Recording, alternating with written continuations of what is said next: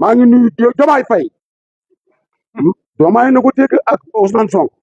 Diomaye ba mu ñëwee da naa ko daan xal wàcc juróom-ñaari pour yaakaar ko pour waaye ma bi yaakaar ko nun dañoo bëgg ñu aar leen moom nun laaju nu Diomaye employé laaju nu ko liggéey laaju nu ko dara tàcc leen loolu Demba Lo laa tudd nekk premier adjoint de commune de Ñomre di commune Ñomre commune Pété commune Nguer ak commune Sénégal yëpp tey ñoo taxawoon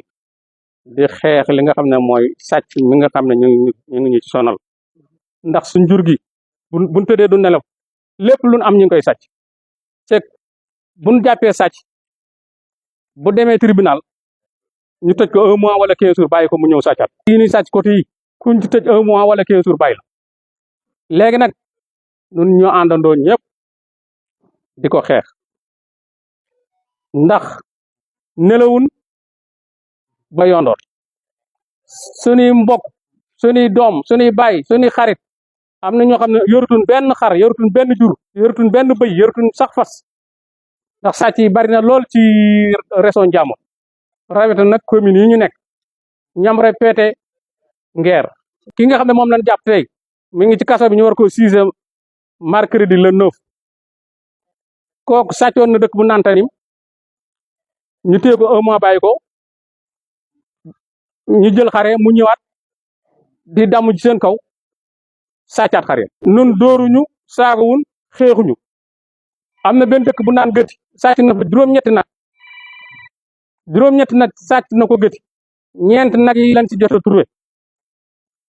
fi ñu toll bi ñu ko mujjee jàpp benn nag bu mag la sàcc ñu jàpp ko yóbbu ko gendarmerie yóbbu fa nag wa at moom ba fi ñu toll mi ngi tribunal ñu war ko siisee mercredi sàcc bu sàccee nan ko teg ci yoon wi mooy ñu fay nim sàccal parce que am na koo xam ne moom ci boppam rek ñeent nag lañ ko sàccal fi ñu toll mi ngi nekk zéro te état du ko jox dara kenn du ko jox dara kon kooku sàcc bi nan ko teg ci yoon mu fay ñim sàccal sonn nan lii ma yor lépp ay déclaration sàcc la mi ngi nii kenn mënut a wax ñaata la te kenn turéegu ci dara joxagul leen dara beneen bi mooy commune Ñomre dafa rëy amul gendarmerie commune Nguer dafa rëy amul gendarmerie commune Pété dafa rëy amul gendarmerie kon bëgg na ñu tegal sécurité bu mat sëkk ci sunu naar Ñomre ci région Ndiambour bi. C'est Massamba Ndiaye,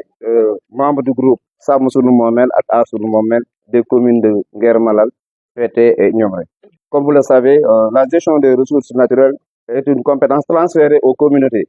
et que l'État du Sénégal a voté 2 lois qui sont très importantes, la loi sur la criminalisation du vol de bétail en 2017 et le code forestier qui doivent être appliqués pour que les populations soient rassurées à leur niveau. Parce que comme vous le savez, l'agriculture et l'élevage sont les mamelles de ces communes au niveau des activités économiques. Donc, pour leur survie, il faudrait que l'État prenne ses responsabilités à respecter, à appliquer strictement ces lois, que ce soit la loi sur la criminalisation, mais aussi le code forestier qui doit être appliqué, qui est identifiable. Donc, il reste vraiment aux autorités judiciaires d'appliquer strictement la loi sur la criminalité, sur le vol de bétail, qui doit être appliquée. Sinon, les populations sont dans le désarroi total, parce qu'ils ne savent pas à quel sens se vouer, alors que c'est l'État qui doit les protéger, qui doit protéger leurs biens. Parce que c'est des citoyens lambda qui respectent leurs engagements, qui font leur devoir, mais le droit de l'État, c'est de les protéger vis-à-vis de ces 2 fléaux qui sont la abusif de bois, mais aussi le vol de bétail, surtout le vol de bétail qui est un fléau au niveau de ces 3 communes. L'un des souhaits du comité, c'est que des postes de